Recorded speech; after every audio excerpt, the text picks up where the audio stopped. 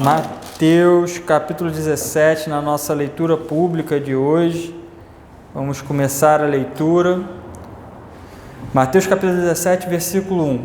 6 dias depois, tomou Jesus consigo a Pedro e a Tiago e a João, seu irmão, e os conduziu em particular a um alto monte. E transfigurou-se diante deles, e o seu rosto resplandeceu como o sol, e as suas vestes se tornaram brancas como a luz. E eis que lhes apareceram Moisés e Elias, falando com ele. E Pedro, respondendo, disse a Jesus: Senhor, bom é estarmos aqui. Se queres, façamos aqui 3 tabernáculos, um para ti, um para Moisés e um para Elias. E estando ele ainda a falar, eis que uma nuvem luminosa os cobriu, e da nuvem saiu uma voz que dizia: Este é o meu amado filho, em quem me comprazo. Escutai-o. E os discípulos, ouvindo isto, caíram sobre os seus rostos e tiveram grande medo. E aproximando-se Jesus, tocou-lhes e disse: Levantai-vos e não tenhais medo. E erguendo eles os olhos, ninguém viram, senão unicamente a Jesus. E descendo eles do monte, Jesus lhes ordenou, dizendo: A ninguém conteis a visão, até que o Filho do Homem seja ressuscitado dentre os mortos. Então, aqui, eu fiquei me lembrando que quando Nabucodonosor também estava, Deus falou para Nabucodonosor que ele reconhecesse, né, que Deus era quem operava na vida dele. Quando Nabucodonosor estava se engrandecendo, falando, ainda a palavra estava na boca de Nabucodonosor quando veio a voz de Deus dizendo para ele que dele tinha passado o reino, né? E que ele seria como os animais do campo. E aí é que é engraçado que os discípulos estavam falando e ainda a palavra estava na boca deles, e aí vem a voz de Deus falando: Este é meu amado filho, em quem me comprazo, escutai-o, né?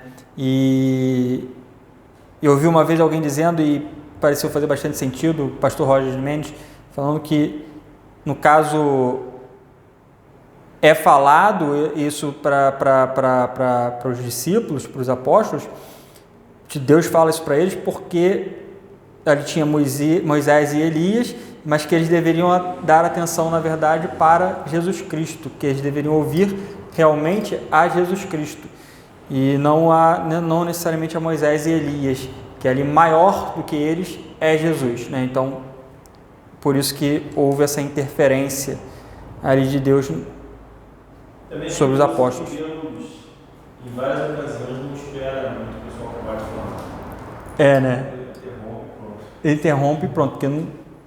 Como se fosse uma criança. Como se fosse uma criança, né? E ele estivesse repreendendo efetivamente falando uma criança. Porque você querendo argumentar, né? Pai, isso aqui é isso. É isso e acabou, exatamente. E é a postura realmente do pai com o filho, né? O filho pode ter várias besteiras para falar, o pai dá a diretriz, fala para onde vai, como vai e por quê, qual caminho vai, né? E acabou. E muitas vezes nem aparece a resposta do filho, né? No final das contas, por exemplo, lá em Jonas, né? Que não aparece mais a resposta de Jonas depois que Deus fala, porque não importa mais, né? Enfim. E depois disso ele desce, né, do monte, e aí vem o versículo 10, que diz: E seus discípulos o interrogaram, dizendo: Por que dizem então os escribas que é mister, que Elias venha primeiro? E Jesus respondendo disse-lhes: Em verdade, Elias virá primeiro e restaurará todas as coisas. Mas digo-vos que Elias já veio e não o conheceram, mas fizeram-lhe tudo o que quiseram, assim farão eles também parecer o Filho do Homem. Então entenderam os discípulos que lhes falara de João o Batista. Então, como se João o Batista tivesse representado Elias, que é o que deveria vir, né? E conforme Jesus Cristo falou, virá primeiro e restaurará todas as coisas, né? E é curioso que Elias veio, segundo João, segundo Jesus, e restaurou todas as coisas. Restaurou todas as coisas. Só que, na verdade, ele não fez nenhuma mudança. Então, como é que foi essa restauração? Na pregação. Ele passou a trazer uma pregação correta. E assim você restaura as coisas no reino de Deus. Ele passou a trazer a pregação correta.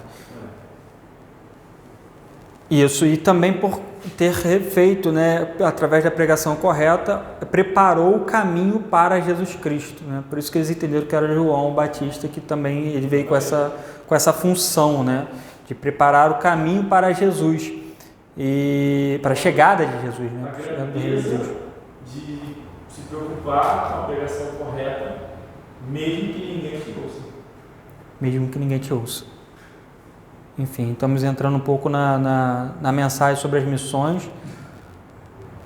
E é isso aí. Então, eles entenderam que era João o Batista, ali que era o Elias. Interessante também, eu acho que é quando Jesus Cristo fala em 2 tempos verbais, né? Jesus respondendo, disse-lhes, em verdade Elias virá primeiro e restaurará todas as coisas. E aí depois ele diz, mas digo-vos que Elias já veio e não o conheceram, mas fizeram-lhe tudo. Então ele fala de 2 tempos, futuro e passado aí, no caso, no mesmo tempo, até porque primeiro ele está falando de uma escritura que falava do futuro, né? E depois ele estava falando que isso já aconteceu. Mas eu acho interessante que em outros momentos Jesus Cristo fala, eu estou fazendo uma conexão que talvez não tenha nada a ver, mas enfim, Jesus Cristo fala, o Filho do Homem que está no céu, e sendo que Jesus Cristo estava na terra quando falou isso, né? Então ele fala tanto do futuro, quanto do passado, quanto do presente, de qualquer maneira, porque ele está na eternidade ao mesmo tempo que ele está aqui.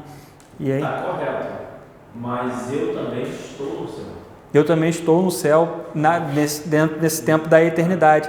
Exatamente por isso que quando a gente lê a Bíblia, em vários momentos ela se torna atemporal, né? Porque ela está falando de coisas que estão acontecendo tanto na eternidade quanto aqui durante o nosso tempo presente. Então, por exemplo, quando fala muitos não provarão a morte. Até você explicou isso em outro contexto, né? Mas eu vou usar a fala só para poder pensar sobre isso, a gente trazer talvez um pensamento. Não provarão a morte, porque esses textos, as escrituras, elas estão guardadas até para o fim dos tempos. Então, até quando vier o fim do tempo, esse texto é o mesmo, não muda. Então, para as pessoas que estarão lá no fim dos tempos, né, ela precisa saber o que ela vai passar. Então, é importante que ela esteja escrito o que vai acontecer com ela. Então, esse texto também é para...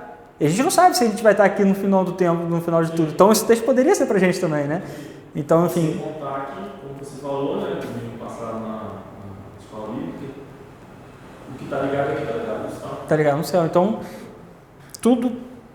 a Bíblia, ela é atemporal. Ela era tanto para... Muitas camadas, exatamente. É um livro perfeito, lógico. Toda a divindade de Deus é exuberantemente mostrada aqui. Bom...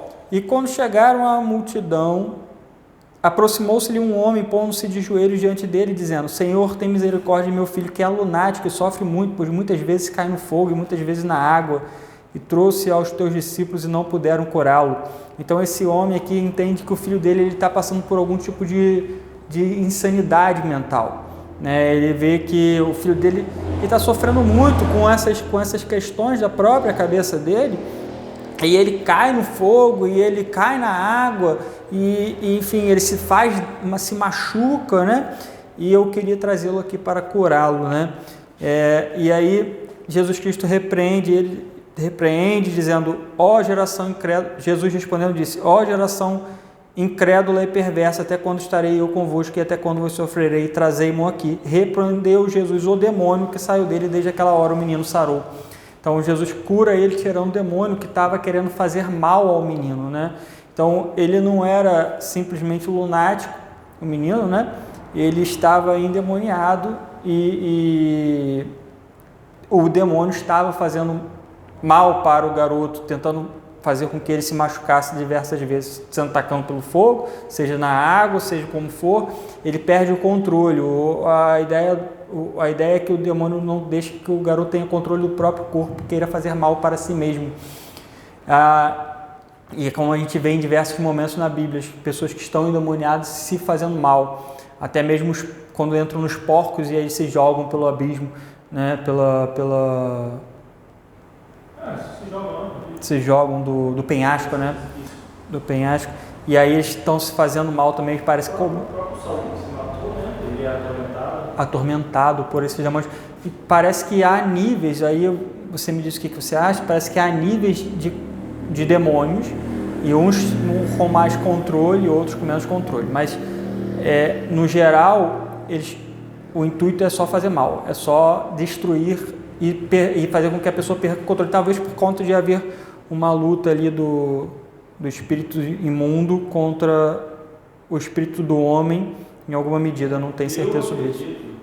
Tem uma pregação, eu acredito que o sentimento suicida, o desejo suicida é demoníaco. É demoníaco, né? Não existe para mim depressão suficientemente capaz de fazer alguém tirar a própria vida, se não por ação demoníaca.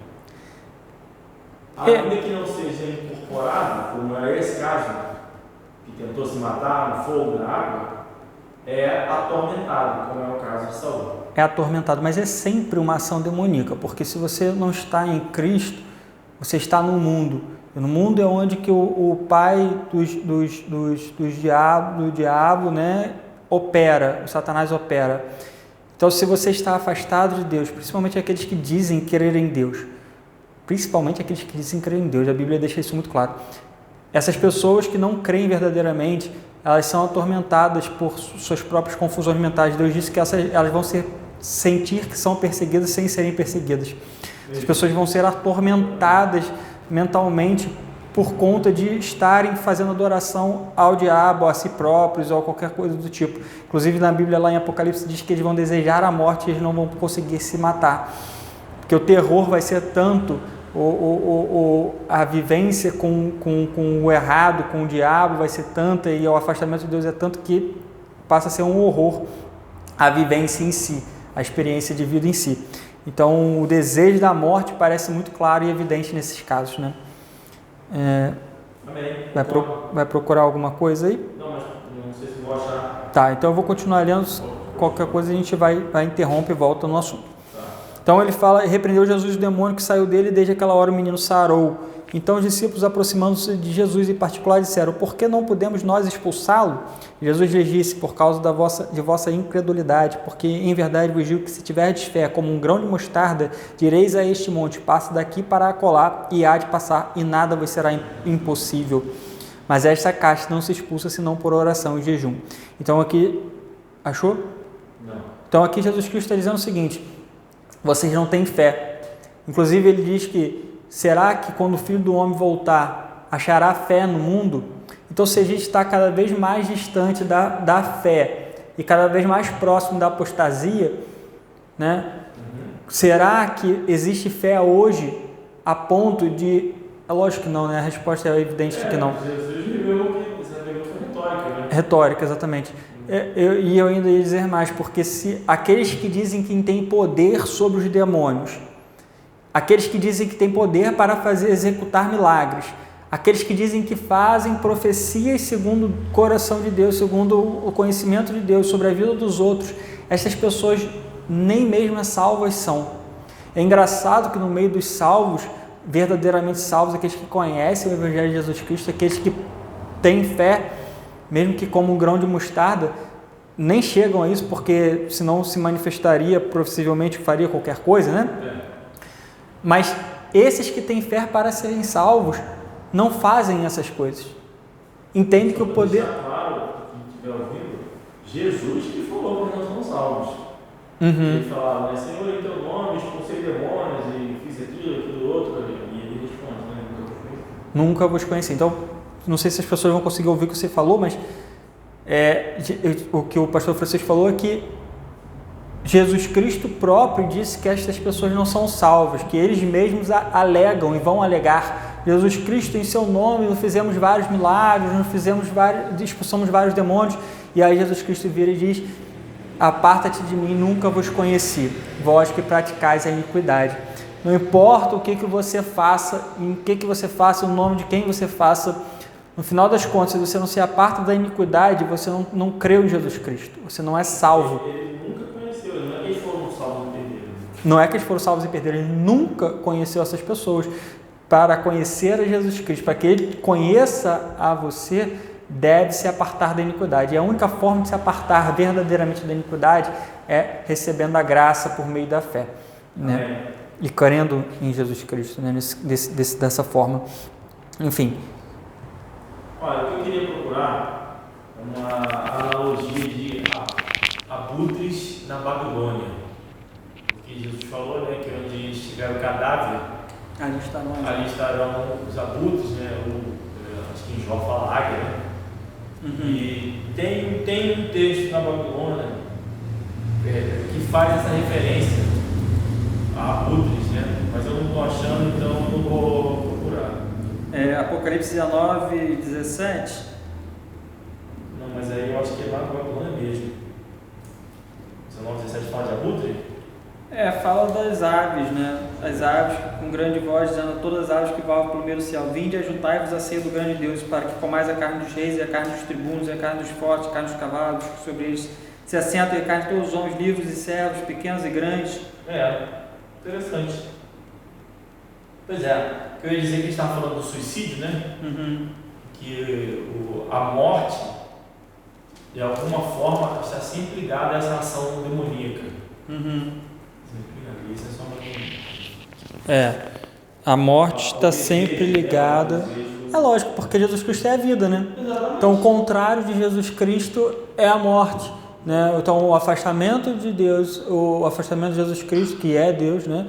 E o viver dos deleites da carne, querer achar que está servindo a Deus, mas na verdade está servindo ao diabo.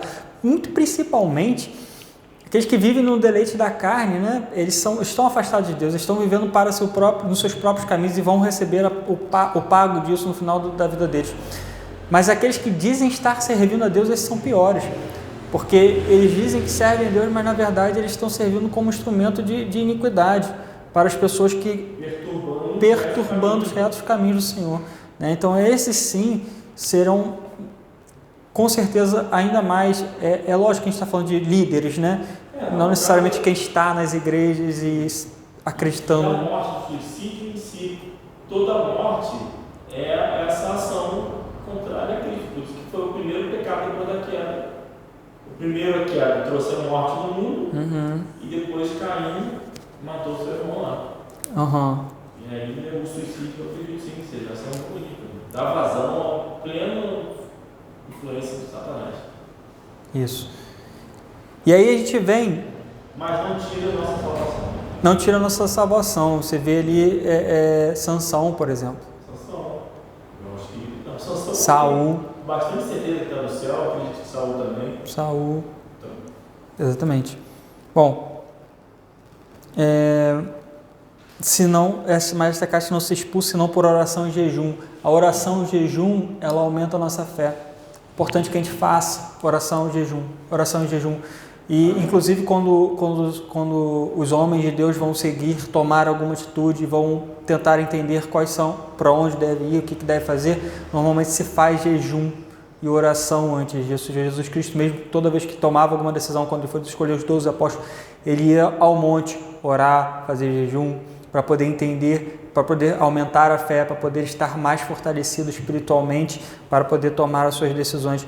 É extremamente importante pontuar que a oração e jejum é algo que eu particularmente deveria estar fazendo mais e que isso aumenta a nossa fé. Amém. Assim como dá graças a Deus pela vida dos irmãos também em Cristo, né?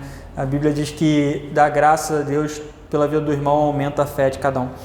Ora, achando-se eles na Galiléia, disse-lhe Jesus: o Filho do Homem será entregue nas mãos dos homens, e matá-lo-ão, e ao terceiro dia ressuscitará. E eles se entristeceram muito. Chegando eles a Cafarnaum, aproximaram-se de Pedro, que cobrava as dracmas, e disseram: o vosso mestre não paga as dracmas? Disse ele: sim. E entrando em casa, Jesus se lhe antecipou, dizendo: que te parece, Simão? De quem cobram os reis da terra os tributos, ou o censo? Dos seus filhos ou dos alheios? Disse-lhe Pedro: dos alheios. Disse-lhe Jesus: logo estão livres os filhos. Mas para que os não escandalizemos, vai ao mar, lança o anzol, tira o primeiro peixe que subir, e abrindo-lhe a boca, encontrarás um estáter. Toma-o e dá-o por mim e por ti.